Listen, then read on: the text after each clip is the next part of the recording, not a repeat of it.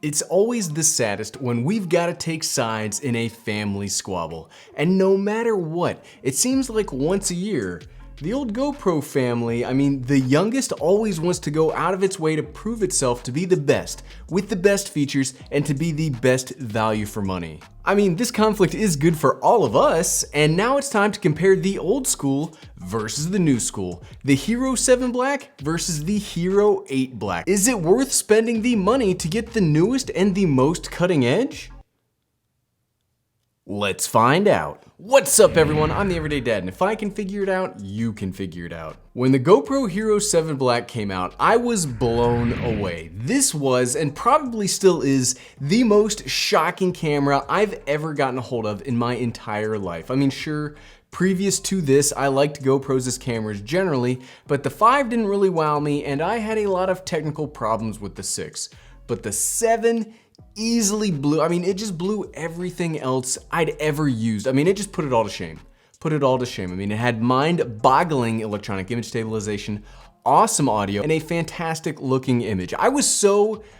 True story, I was so surprised at how good this was that while I was at CES 2019, I had the opportunity. GoPro invited me to a press event, and when I was asked what I thought, I had no idea. I was like, where are you guys gonna go for here? Now the CEO did say that they'd have to find a way to keep surprising me, and well, congratulations GoPro, you did. You absolutely surprised me. But I'm not sure that it's actually the way that I would have preferred.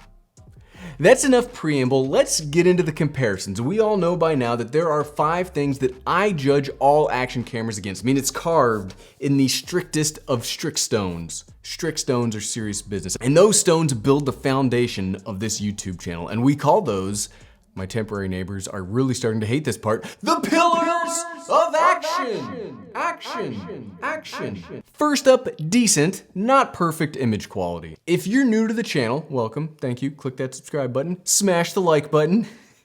I don't judge the technical image quality coming out of action cameras too harshly. There's only so much that you can get out of cameras that are built basically in the worst possible way to maximize image quality. Where does the heat go? And when it comes to technical image quality, these cameras are pretty darn similar, but there are some big differences. Both can record up to 4K 60 frames per second, 2.7K and up to 120 frames per second, and 1080p and up to 240 frames per second. But yes, the resolution sounds similar, but don't let the similarity of the resolutions and frame rates fool you into thinking that the image looks the same.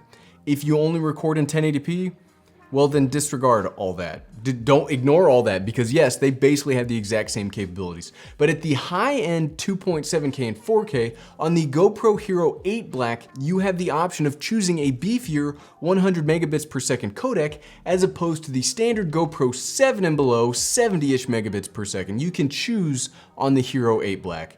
Basically, what this gives you is a little more information in each frame to hopefully to keep artifacts out of fast-moving action, but also give you a little more leeway if you want to grade and post afterwards. And I do mean a little bit. So I think there's some showmanship going on here when the choice from low to high I wouldn't actually say is the correct label. This doesn't unlock, the high bitrate does not unlock an all-eye compression or even 10-bit. Personally, I think this should be called low and standard because in the camera world, 4K at 100 megabits per second is the standard-ish. It's still kind of on the low end of the standard. And does it really help? So let's see, here are 2 of the exact same clips of me wandering about in the woods from each of the Hero 7 and the Hero 8. Both were recorded in the flat color with the native white balance.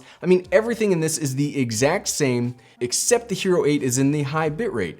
I put just a quick auto grade on it from DaVinci Resolve, so can you tell the difference?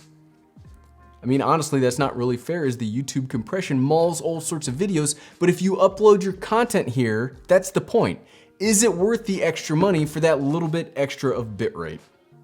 You're gonna have to decide that on your own. Another small but important difference and a feature that I've been clamoring for since the Hero 5 Black, you can now do linear mode, the mode that crops in a little bit to remove the fisheye distortion in 4K on the Hero 8 Black. The 7 can only do that in up to 2.7K, which that's not an earth-shattering difference, but it is nice that GoPro is listening to its audience and will add features requested on iterative cameras. We've been asking for it, they did do that. I've got to give them credit for there.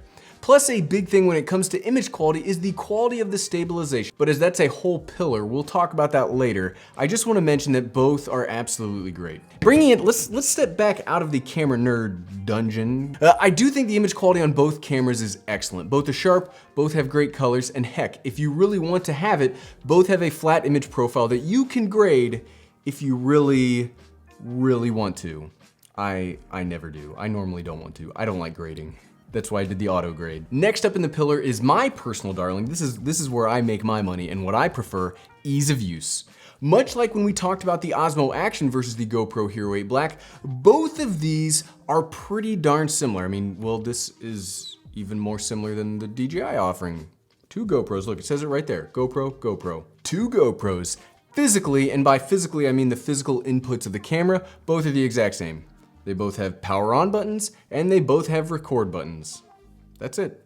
Physically, that's all you're gonna get. But they also both have a relatively large, bright touchscreen on the back with a pretty similar user interface. And you might think that GoPros as GoPros would basically be copy and pasted settings of each other. That's what I would do if I was making a camera, but in actuality, each year, GoPro sometimes drastically changes the user interface. They change it like every year.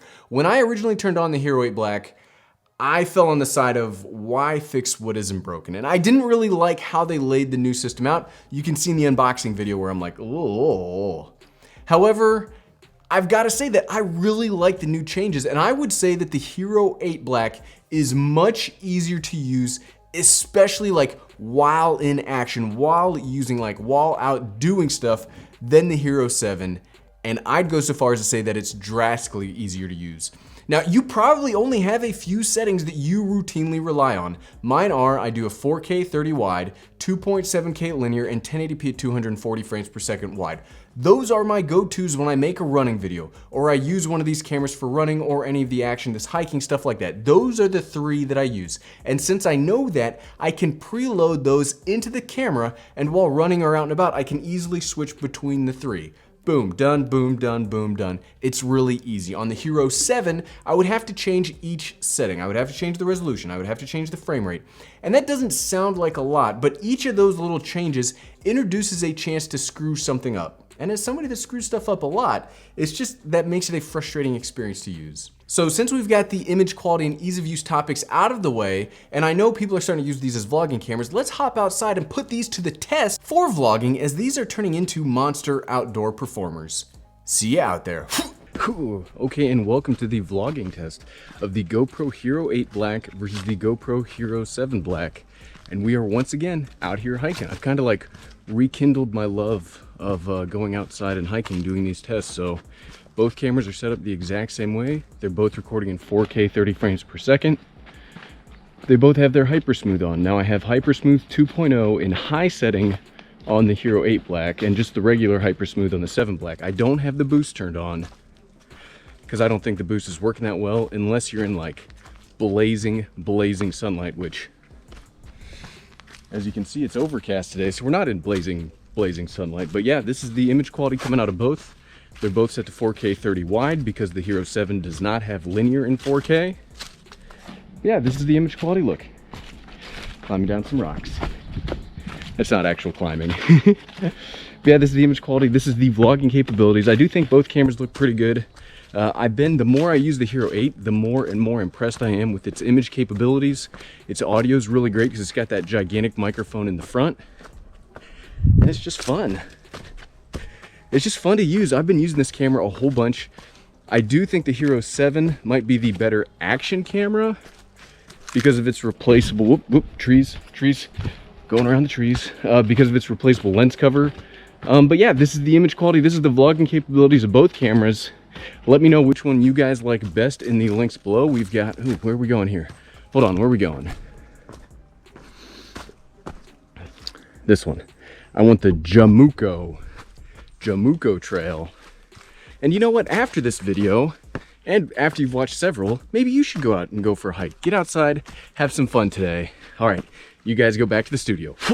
Oh, and we caught him, and we're back. Now, so far, we've been pretty sunshine and rainbows about the Hero 8 Black. You might think as this far that it's just the best ever. Now we're gonna start hitting some roadblocks, and this next pillar is the worst for the Hero 8 Black, and it might be the deal-breaking pillar when it comes to the Hero 8 Black, and that's durability. So why is that one of the pillars, and why is it probably the most important pillar? I mean, heck, who cares about how durable a camera is? Well, I think durability is the single most important aspect for action cameras. If it's not durable, then I might as well use my cell phone. I mean, seriously, why else buy an action camera if you're not gonna use it in an action setting? Without durability, an action camera isn't an action camera. And yes, both cameras are waterproof to similar ratings, and they both have very similar body construction. They look like GoPros.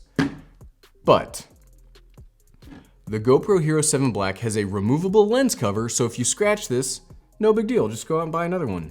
Not a big deal in any way, shape, or form. Plus, it comes with a case. So if the feet break, just go out and buy another case. Go to Walmart, go to Best Buy, buy another case. These are simple maintenance kind of things that absolutely might happen and have happened, and it's not a big deal because you can easily fix them. You can go out to a big box store, get the pieces you need to fix it. And things break, things scratch. Who cares? It's not a big deal. Like, I get flat tires on stuff all the time. I fix it because I can go get those parts. The Hero 8 Black, however, is missing the removable lens cover. GoPro, in all fairness, GoPro does say this is the strongest glass ever, but nothing, especially nothing that goes out on the trail or sky or underwater is 100% durable ever. If this scratches, well, that's it. You've permanently degraded your image quality.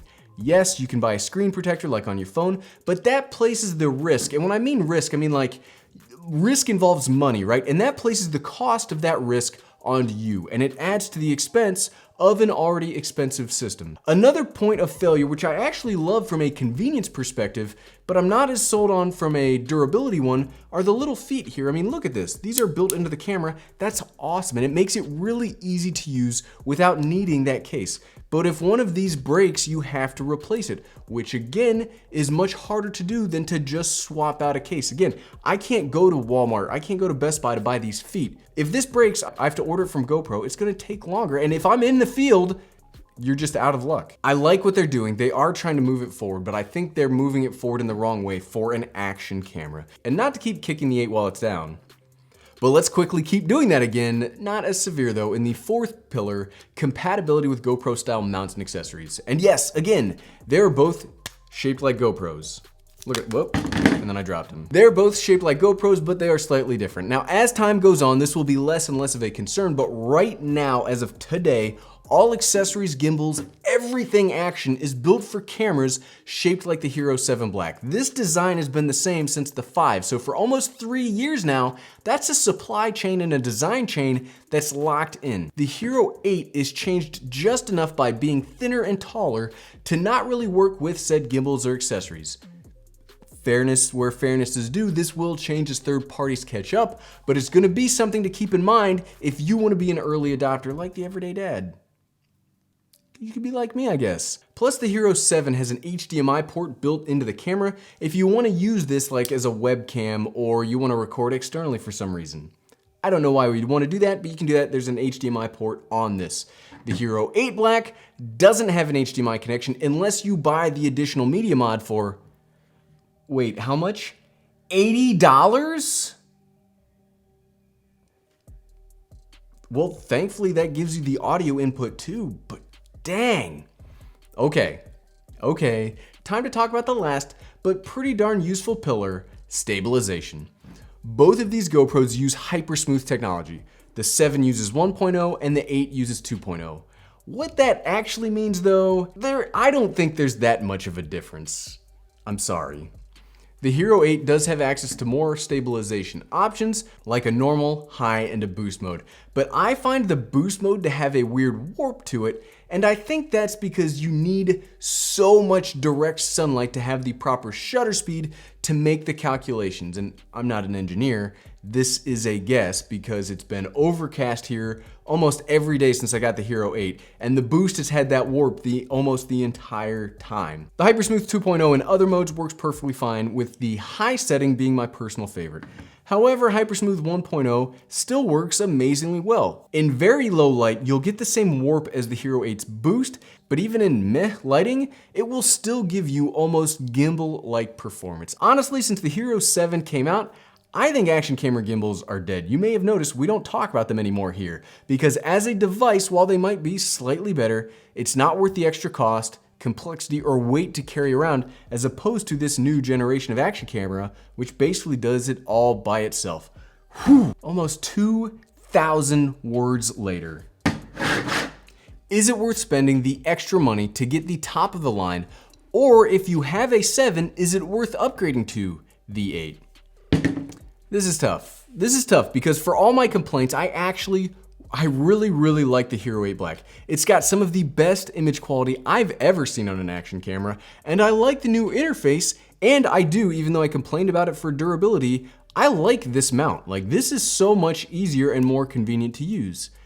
But it's not just a regular camera, it's an action camera. And as far as action goes, I would easily take the Hero 7 over the Hero 8. They're not discontinuing the 7, so this is the better option because the removable lens cover is almost required in a camera that is going to be used at anything faster than a gentle walk. You're running, you're biking, you're skiing, you're doing all that action stuff. Any piece of debris could scratch this. For vlogging though, there probably isn't that much of a difference image quality wise to upgrade if you've already got the 7.